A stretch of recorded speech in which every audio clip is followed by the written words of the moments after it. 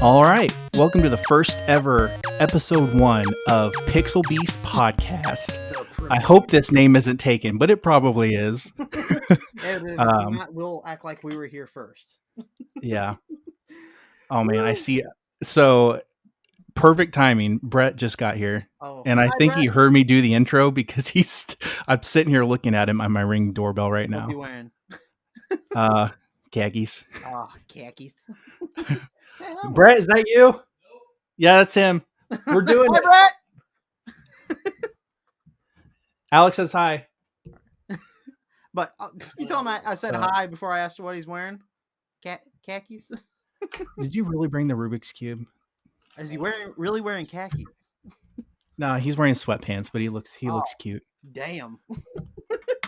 But looking like a snack. I am sweatpants. Is he wearing sweatpants or is he just sweating? A little bit of both. Woo!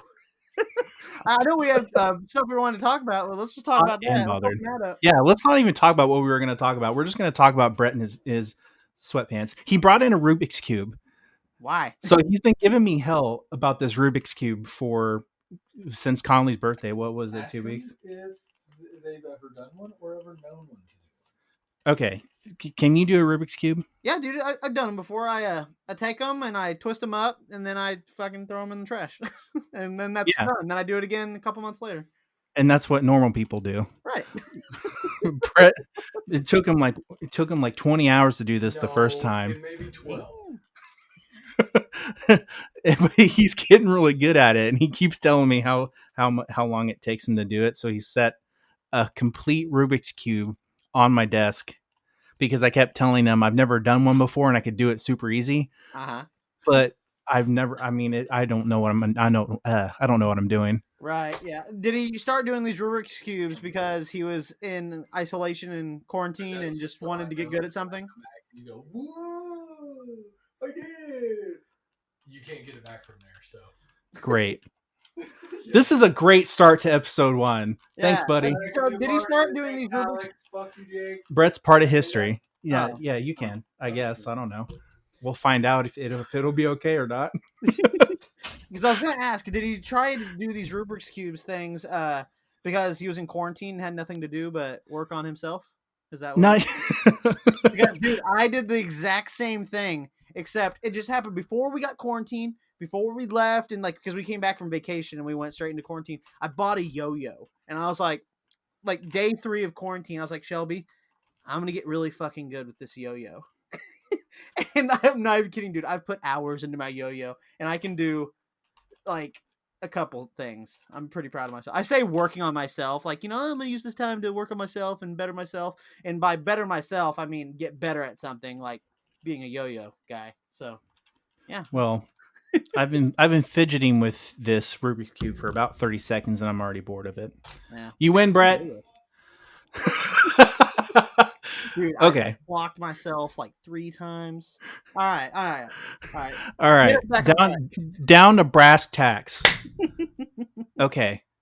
So, what I told you beforehand, both have bought Doom Eternal and Animal Crossing. Yes. What we're doing other than playing with yo-yos. Other than playing with yo-yos and trying to figure out how to do a Rubik's Cube. What's your thought? Which one have you been playing more of? Oh, okay. That's actually pretty easy. I've definitely for sure played more Animal Crossing because that game is just definitely more of a bona fide time sink. But dude, me too. I mean, it's weird because it's dude, I love Animal Crossing and I play it because I love it. But I play Doom Eternal for it's like the difference between love and lust because I love Doom Eternal, but I really, really enjoy Animal Crossing. Can you say that one more time and say it exactly like you did, but with more oomph? Oh God, I don't even know exactly what I said, but I mean, it's how you said you love Doom Eternal. I love Doom Eternal, but dude, I love it, dude.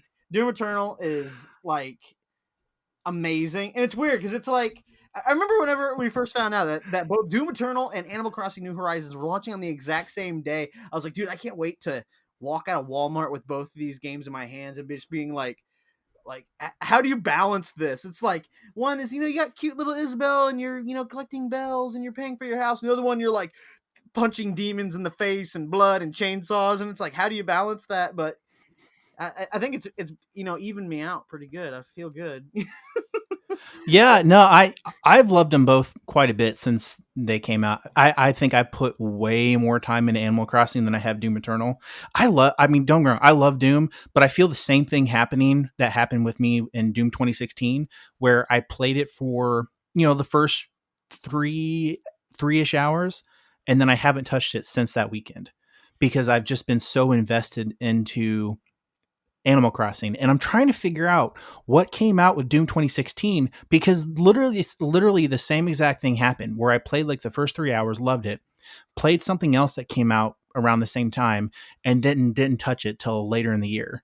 And I Yeah, feel myself going towards that same path again, yeah. but Man, I don't know what did come out when Doom 2016 came out. I think it came out around like this in the springtime, kind of like Doom Eternal. But man, I don't know. But I will say, like, I feel like for every hour of Doom Eternal I played, just to even me out a bit, I would play a few hours of Animal Crossing, and just to kind of keep because I mean Doom yeah, Eternal. I loved it. I played it. I remember I because the missions are actually pretty long. I'd go on downstairs, I'd get online and I'd just be like, I'm going to play a mission. It'd take me about 45 minutes to get done. And I just be like, dude, I had so much fun. I was like, I'm going to make sure to get done a mission a night until I beat the game because I don't have a ton of time to play. I mean, coming downstairs with, wife and kids and stuff, I only had like, an hour or so to play. But whereas Animal Crossing, me and my wife can sit on the couch and play Animal Crossing and, do that indefinitely. And that's fine. But Doom Eternal on the other end, God, like, it's so weird because, I mean, even Shelby's asked me, like, which one do you like more? Which is better, Doom Eternal or Animal Crossing? I'm like, you can't ask me that. I mean, it's it's like, tough. It's they're two completely different yeah, it's like, games. There's no way you could say which is better.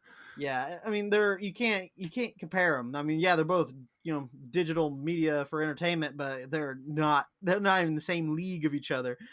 But I mean, as far as like, I don't know which one you really want to dive in first. You want to dive into Animal Crossing? You want to dive into Doom? Because I mean, I could talk about Oh both. man. I mean, I guess let's dive into Doom first. Okay, I have a little bit more to say about Animal Crossing, okay, just because I played more of it. I right on. just like you said, each level I played about 3.5 hours of. No, I take that back. Probably closer to 4 because there was a couple nights where me, and your brother played Yep. multiplayer. Mm-hmm. I love it.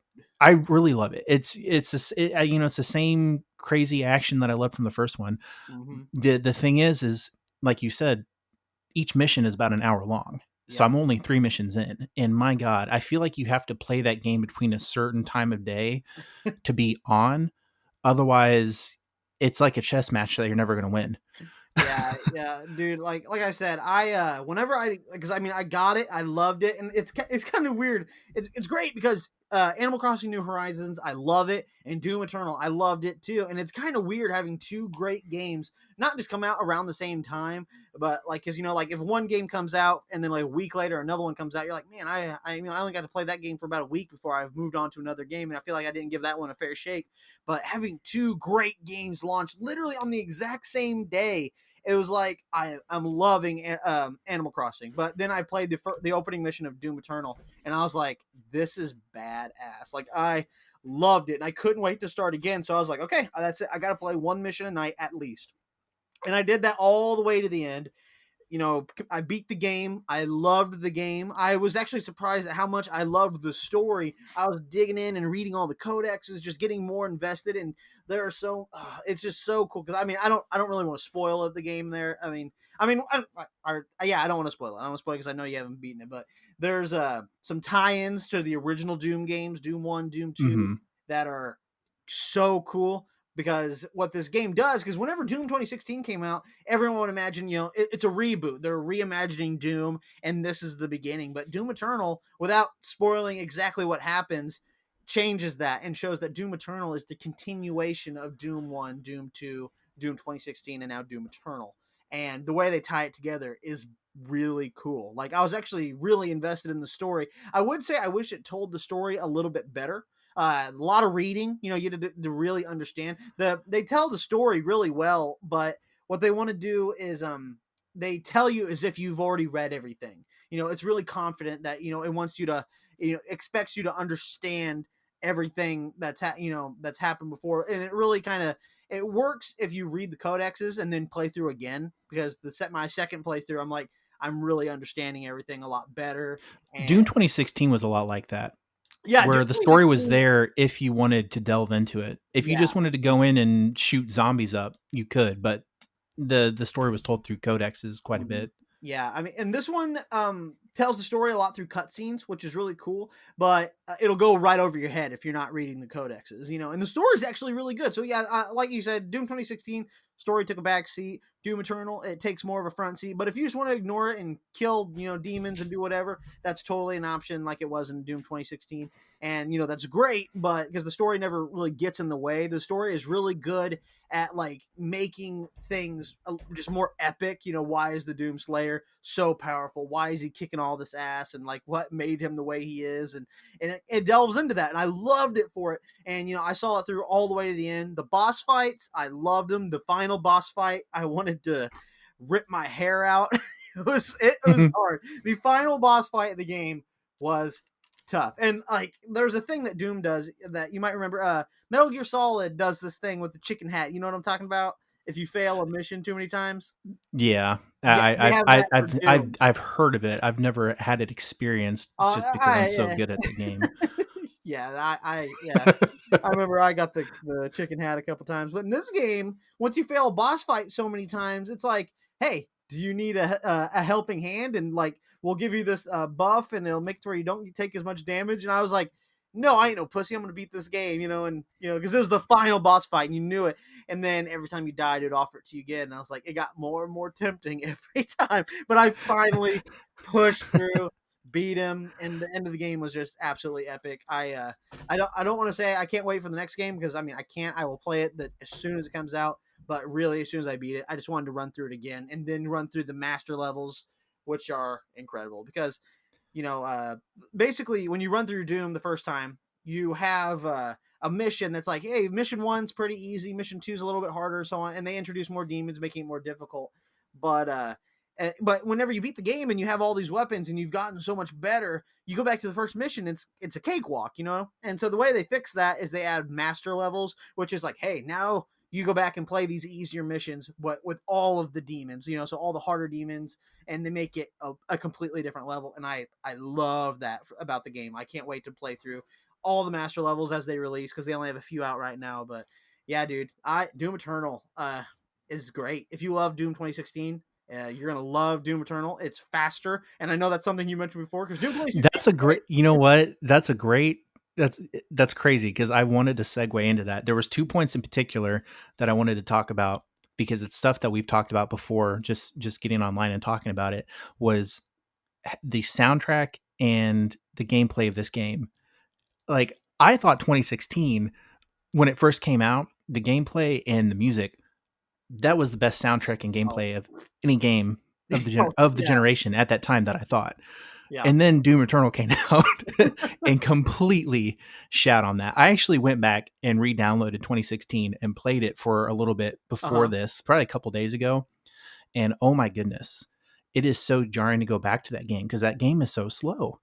Yeah, but at the time when you first played it, it was like Grease Lightning. you were. Yeah. You, Like when I think about the game still, the game is like crazy fast and the soundtrack is amazing, but I go back and play it and it's like, my God, I need to turn up the difficulty because yeah, this is easy compared to Eternal.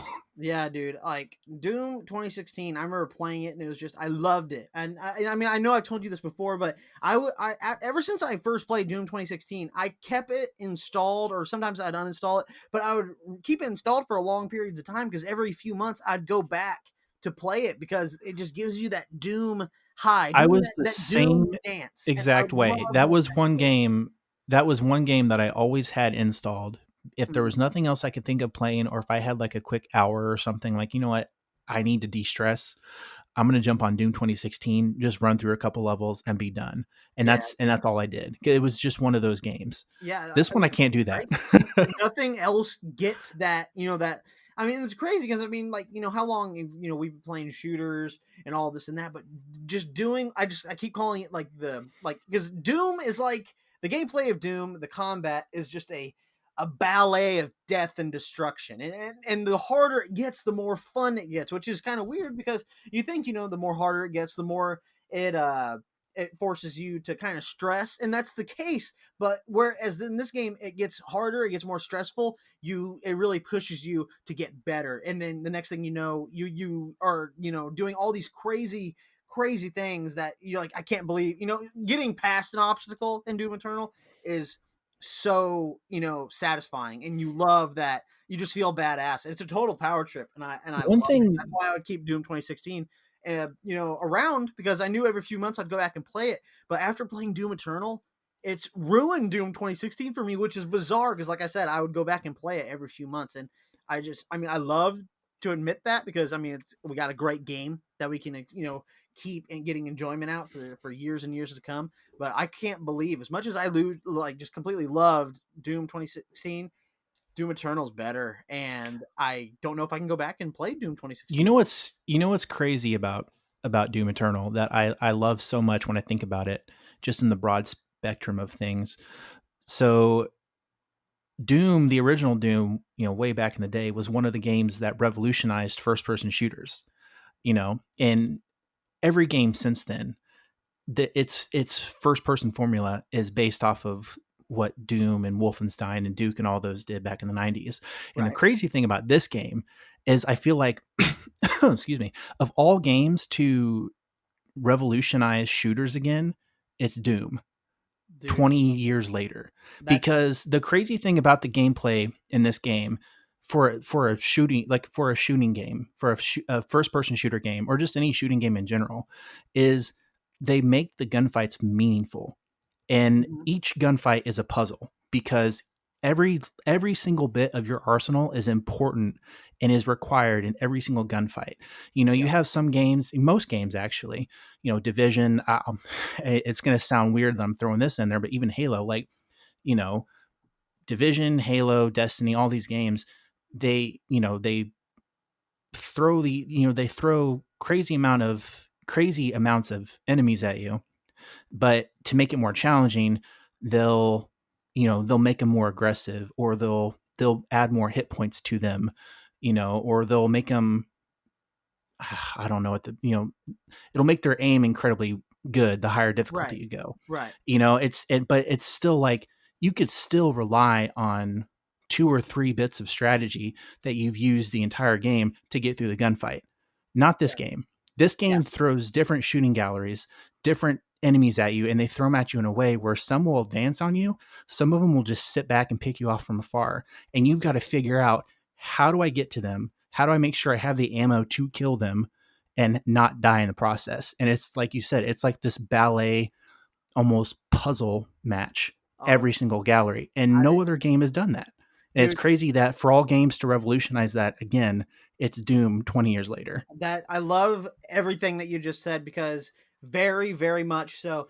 Every weapon in the Doomslayer's arsenal is a tool that has a place in, because I love that you call every battle is a puzzle, because that's when they throw, because like you said, they throw new demons at you all the time that are just harder and harder, and it feels like, oh my god, they're just throwing these things to make it, they're trying to piss you off or something like that. But in reality, what they do is they give you a new enemy, they give you new weapons, and it's just, they want you to play the game the way they want you to. It's like, yeah, this might be frustrating, but defeat them the way that we want you to. Use the right tool for the right job, and the Doom dance gets more complicated and more satisfying.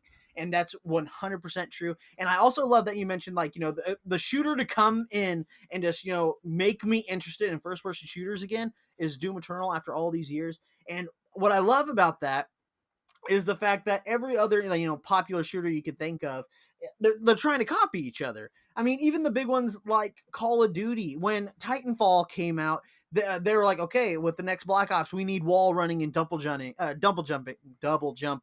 But and all these, they copy each other. Or where Halo 4 wanted to copy Call of Duty and have custom loadouts and things like that, whereas Doom just comes back and just is itself. They're like, Yeah. hey, we're just going to come back and do what we do good, that nobody's copying us because they think we're, old school or retro. And then Doom 2016 comes out, plays very similar to classic Doom games from the early 90s, and everyone loves it. It's not worried about copying other people. There's no reloading. There's no, crazy things like, that you have that, man, I can't even, I'm getting tongue tied, but like whereas other games are copying each other or doing all this, Doom Eternal comes in, or Doom 2016 comes in, and it's just like, this is It's what its we own are, this is thing, what we do well, and and the this whole is what we're package going is to like do, that too. and That's the everyone crazy loves it. thing.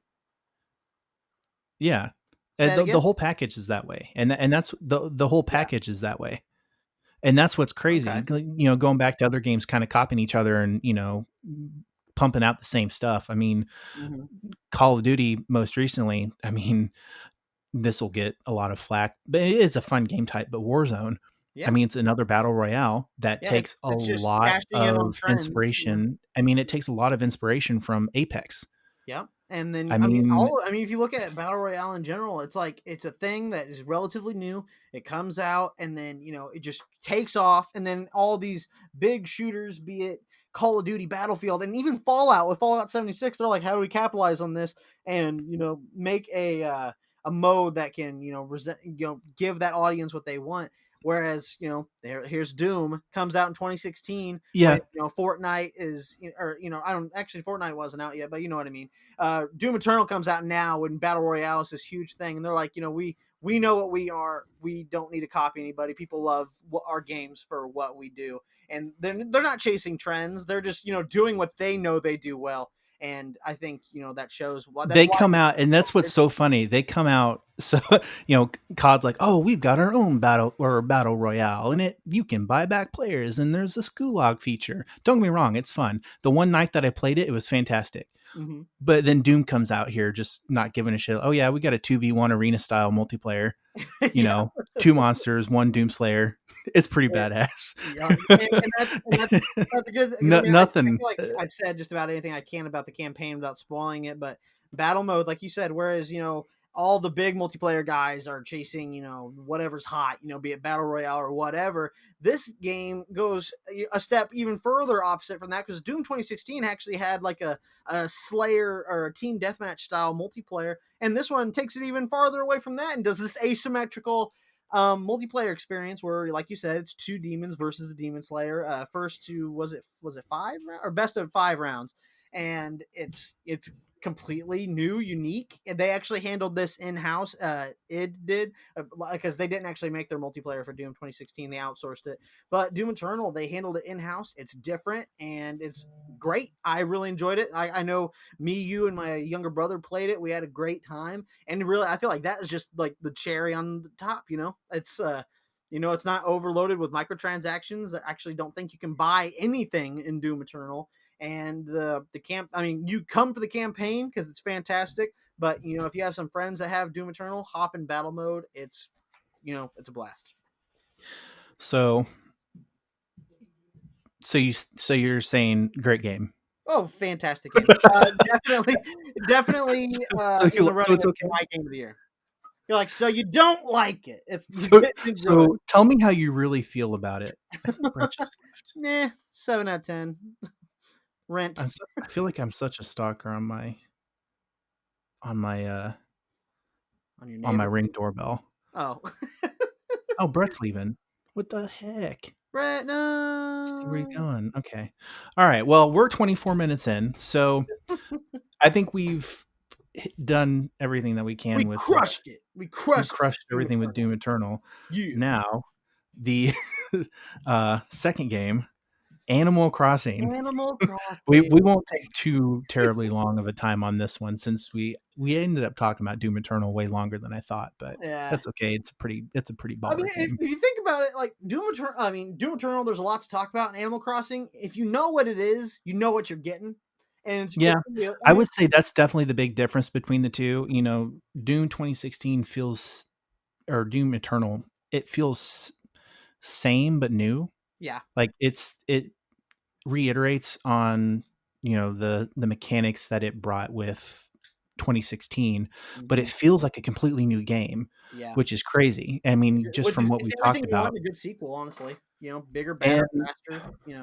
And Animal Crossing is, is what people want from Animal. It's just more Animal Crossing. Right. It's cleaner looking. It's got more stuff. It's got a janky multiplayer, which is kind of fun and kooky, but Yeah. Yeah. it's more Animal Crossing. Yeah. So where do you want to dive in as far as Animal Crossing? Because I could talk about the multiplayer. I could talk about the visuals. What do you want to dive in first? I'll kind I of. mean, just I'm first impressions with it. Just what your thoughts are so far with it. I personally, I love it.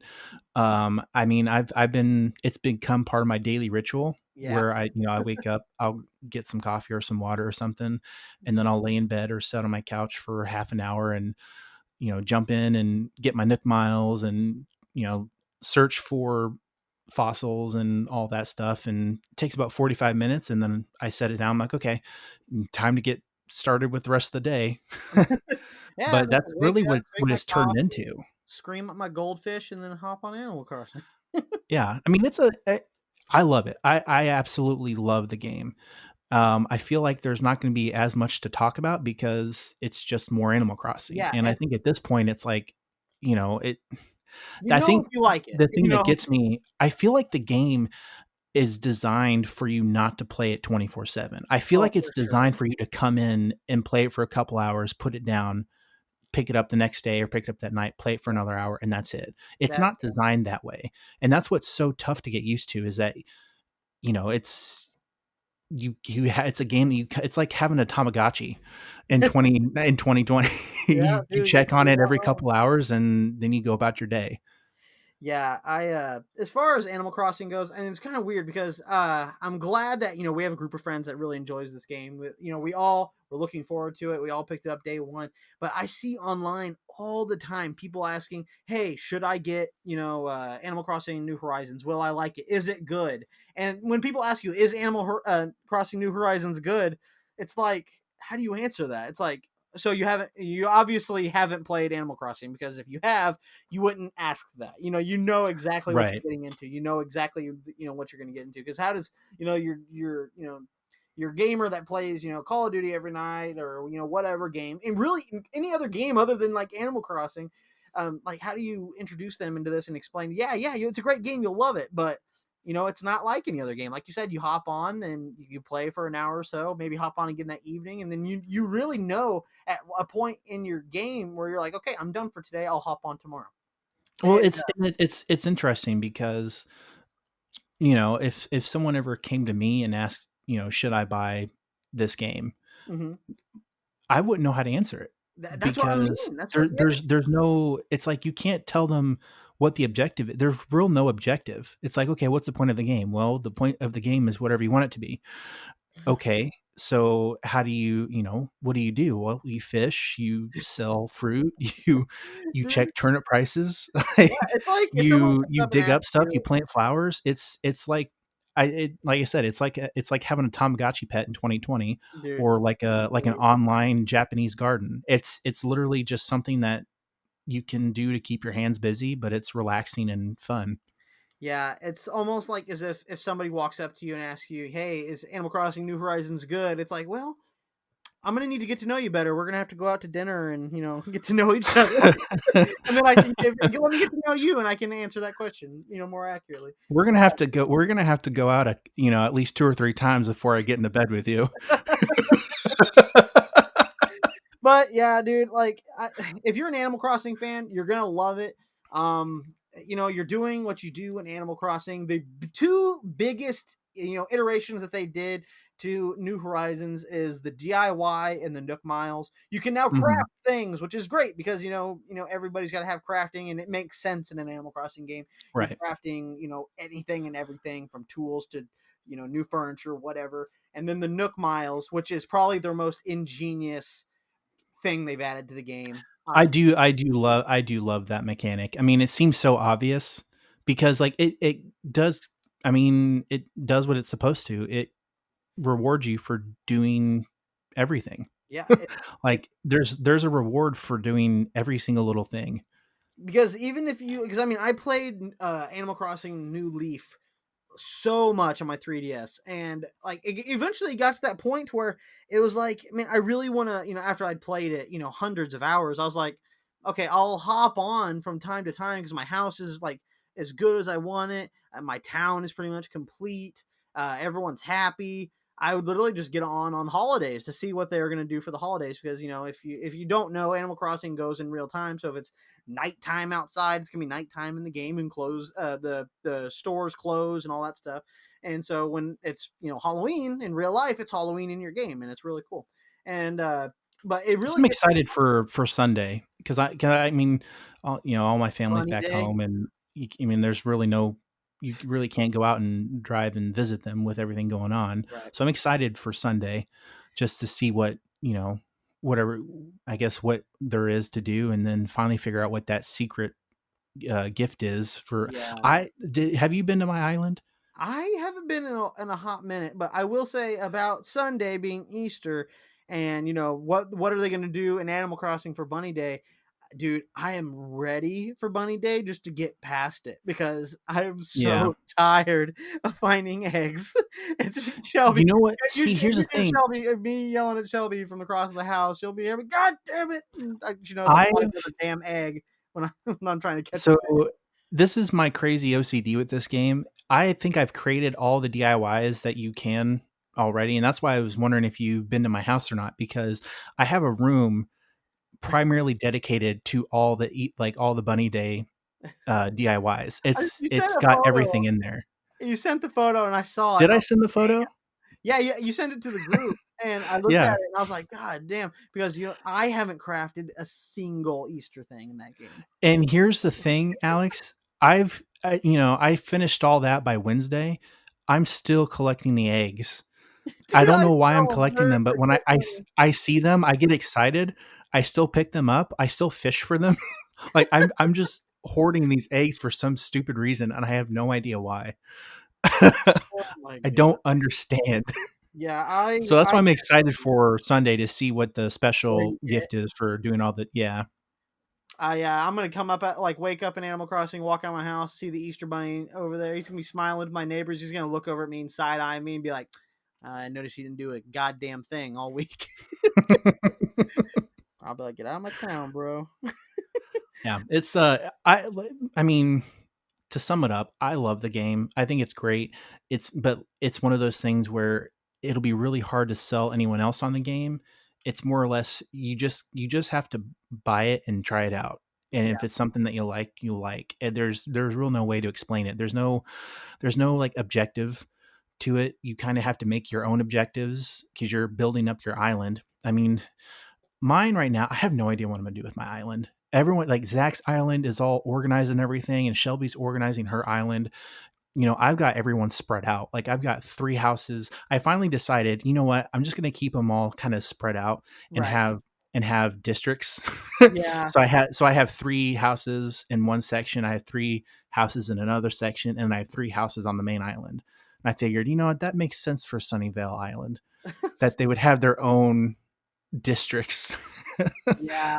I had mine all spread out. Like there's like, hey, there's one over here, and I kept everyone like really, really spread out. And then Mhm. I decided because my idea at the beginning was I want to have like a neighborhood, like I want to have streets and just have like a really nice neighborhood. But Well, I and didn't that's want what to my have whole idea was it would be cool to have them spread out, and you'd have roads that would go into different neighborhoods, yeah, throughout the island. They're not all just there. They're like, oh, well, if you want to go visit Angus the cow, he's to the north across the river, so you have to follow the road over the bridge and get to the neighborhood that he lives in. And that was my whole idea behind it. yeah.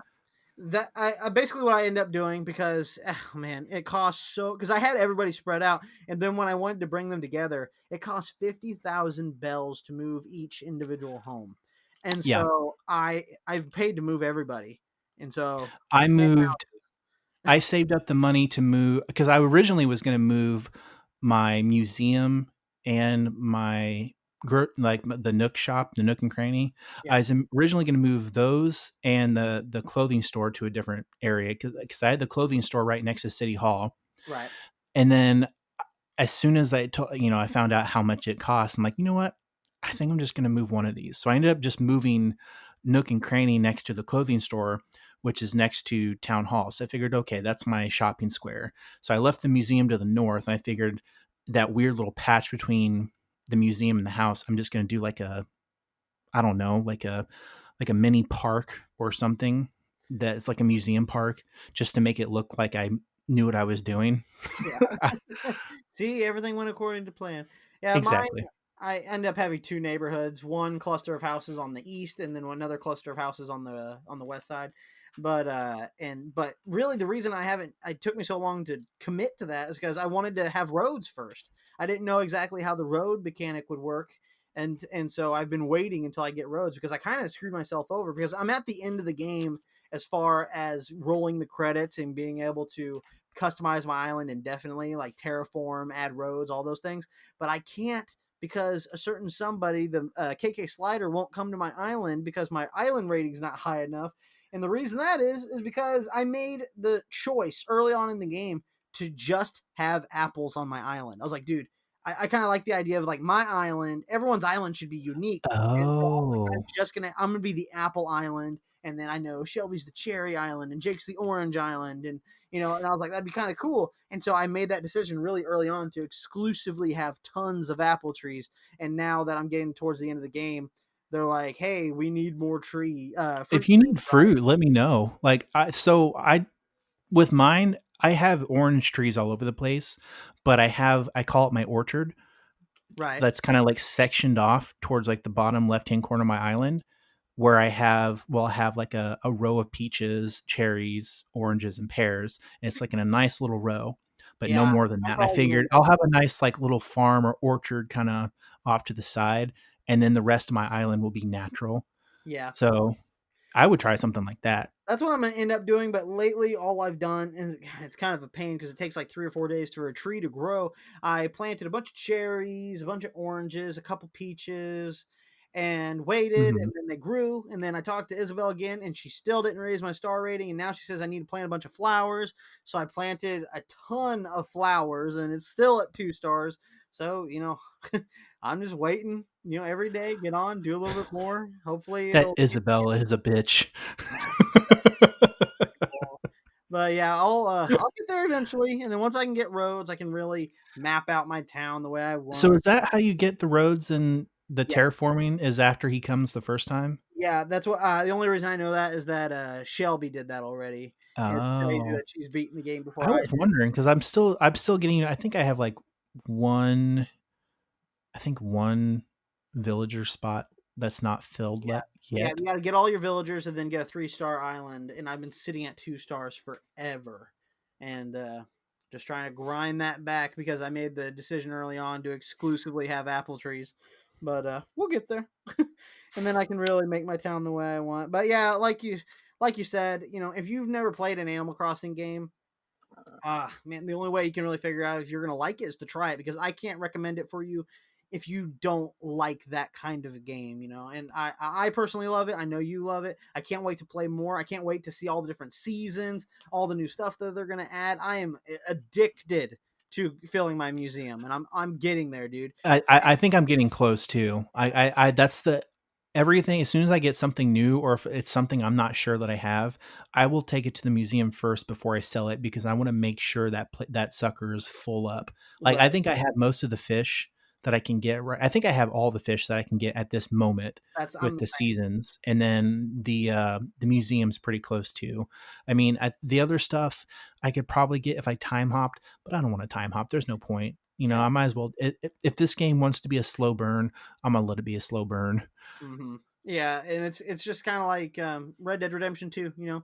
There's people that the people that criticize that game a lot, saying that it's a really slow game or whatever. I know that's a whole a whole nother video or a whole nother stream, but damn, people are saying, "Oh, Animal Crossing's just so slow." It's like, yeah, so was Red Dead Redemption 2, and it was like the Yeah, best game I've ever played. So yeah. But I mean, it's clearly a design choice. Otherwise, they wouldn't give you or they wouldn't make the game real time. yeah, Like they purpose that decision right there tells you that they want you to play this for a long time. And it's not meant to be, you know, played nonstop for a weekend to unlock every single little thing. It's meant to be played for years before you know. and that's why I can just so easily just recommend this for like people like us who know we like Animal Crossing, because it's like, dude, you're getting so much bang for your buck, because you know when you buy this game, even if you buy it full price for $60, you are going to get years of enjoyment if you'll Oh let, yeah. and as long as you stick with it, and that's great. How many games can you say that? I mean, hell, I'm still playing Halo 2, but that's what I mean. Like, buying, the security of buying a game you're going to like and be able to play it for years to come. That's Animal Crossing, and that's really the best thing I can say about the game, honestly. So right now, have you bought any other new games that have come out this year, or is Whew, it this just those year, two? I oh man. think those are the only two that I've got. They're really this start of this year's been very quiet. Yeah, I mean, But I mean, it makes sense with everything going on. But yeah, I mean, and who knows how much everything else is going to be delayed. I mean, can you imagine yeah, how much this podcast would be lit, or how much excitement we'd have for next week with, Cyberpunk was supposed to come out next week. How crazy is yeah. that? And then I think Last of Us was supposed to be Yeah, next month. yeah, Last of Us Part 2, man. That would have been So fantastic. right now, with what we have out, what's your game of the year? I think I heard you say it Oh, earlier. that's so tough, because it's just like when my wife would ask me which is better, Doom Eternal or Animal Crossing. Well, here's the thing. But throw out, which one's better. Like, because come game, when they do game of the year, they're going to have a whole hodgepodge of things in there. Yeah. Based off of what you've played now, what's your like, okay, this is my game of the year. If I had to just go with my gut with And just take in not just gameplay, but overall package. You know. that's really tough, because it's like overall package, the longevity of Animal Crossing New Horizons really makes me want to say Animal Crossing, but the immediate satisfaction and how the quality of Doom Eternal, the second to second, like, I mean, like you said, Animal Crossing is slow burn. Doom Eternal is like you are getting exactly what you need every second you're playing that game. It's constantly impressing you. Whereas Animal Crossing is like, hey, welcome. We're gonna pick some flowers today, and sell some bugs, and catch some fish. And then Doom Eternal is just like, crack cocaine entertainment. It's like there's Nice. two different sides of the brain. So saying which one's better, I feel like the high point for me as like as far as being impressed as a gamer, Doom Eternal. But for longevity and value, I'm already Mhm. playing Doom Eternal less and less, whereas Animal Crossing, I'm still playing it consistently. So Yeah. take that. What it's like for the actual, man, it's tough. Uh, but I don't really, I don't know if I can answer it. It's like I said, the absolute high point in gaming for me this year is definitely Doom Eternal, but Animal Crossing, man, I'm going to be playing that for years to come. What was that And last part? You broke up a little bit. but basically, I was just saying, like, Doom Can Eternal you hear is, me? as far as like gameplay Oh yeah. satisfaction and amazing. Doom Eternal takes the high point, but Animal Crossing. But like I said, I'm already kind of starting to lean off of Doom Eternal a little bit. But Animal Crossing, though it's not hitting those heights that Doom Eternal was doing, I'm still playing steadily. I'm going to continue to play steadily for probably the next year or so. So do with Yeah. that information what you will. But now that I've answered, you take the hot seat. What would you be your game of the year, sir? Oh man, I mean, to do this quickly, oh You man. haven't beaten Doom Eternal yet. That's I haven't beat Doom Eternal yet, so I don't think it's a fair shake to. But based off how much I've played, I mean, and how much I've enjoyed it, I'd say Animal Crossing so far. right on. But And I I haven't because I Animal haven't put enough time into Doom Eternal yet, so who knows? yeah, Right man. now, my game of the year is Deus Ex: Mankind Divided because I've been playing that the past Oh, few dude, what are days, you and talking man, about? that's such a great Year, game. my game of the year didn't even come out this year, and it's fucking Broforce. Yeah, Oh, get out of the way, God, Animal that game is Crossing so fun. Broforce. Shelby was giving me a hard time. She's like, "Hey, you So, my island." I'm like, "Man, I'm playing as Command Bro and blowing up some terrorists. I ain't gonna make it." dude, Ellen Broly is the best Broforce hero, period. Oh my Or no, or that or the Boondock Bros. I feel like those grand or Robocop. Some of those are so like they're so on the head, but they're so good. It's like, okay, guys, if you Um, got any message out of tonight's podcast, it's like, you might get, Animal Crossing's pretty good. Doom Eternal's pretty good too.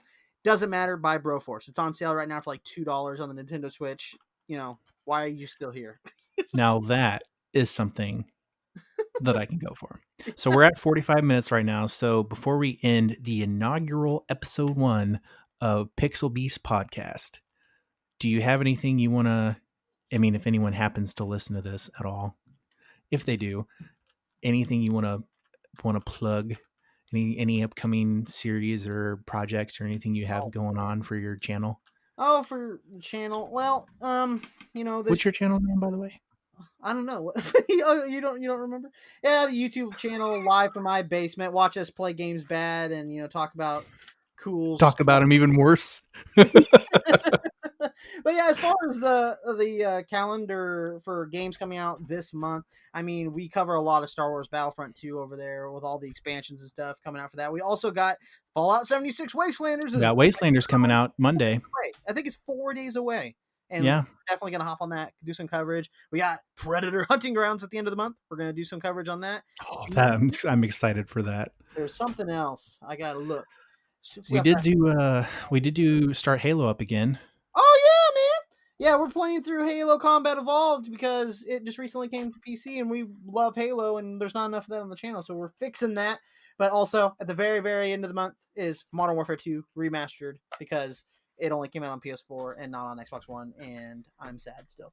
But And you have a video about that, right? I do going You into do? about how frustrating it is to have console exclusivity in a time where we're all supposed to be stuck at home, practicing social distancing, and they release one of the most highly acclaimed first-person shooter campaigns of all time, exclusive to PS4 for a month. It's bullshit, and I hate it. But yeah, I did a video on that. You can go watch that. Watch me cry. And where was that video? Where was that posted again? What was the name of the channel? Just one more time. It is on the website. You might have heard of it, YouTube, and the channel is live from my basement because Okay, what I call it, named cool. I just wanted to make sure. That and I now that I named the podcast Pixel Beast, I have to go and change everything on YouTube again and change the name. Oof. I think I don't think it'll be too bad. I think all I have to do is change the name. I think I'm just making it worse than it really is. I am. Yeah. So this is. Oh, so this is like going it. to go up on your channel too. So this is going to go up. Later. This is going to go up on the channel, and as long as everything goes smoothly, it'll be on iTunes as well. Oh my gosh, we're everywhere. We made it. Millions and millions of people are going to listen to us talk about games terribly. But if you want to listen to us talk about games, as poorly as we, can talk about them, keep watching this podcast. But if you want to watch us play video games terribly, check out either of those channels. Pick your poison. All right, I've got nothing else. Do you anything else that you? We ran over 3 minutes over what my estimate was, but anything else you want to plug? Yeah, it's like, okay, well, we've said everything we want to say. I'm done talking. What are you doing? What are you doing after this? I don't know. What are you doing? I was gonna either jump on Ghost Recon Breakpoint or Deus Ex Mankind, because the Mankind Divided, that game. Hop in the bubbly bath and soak my dogs. You know what I'm saying? Nice. That's awesome. Yeah, man. I'm gonna say that really close to the mic, so it's like ASMR. Okay. All right. Well, thank you for the inaugural episode. I'm sure we'll do more in the future. Gonna try to keep this at bi-weekly, so we'll hopefully this one will go up by Monday, and then we'll try to keep that bi-week schedule. So, all right, take care. Bye. Bye. I'm gonna stop.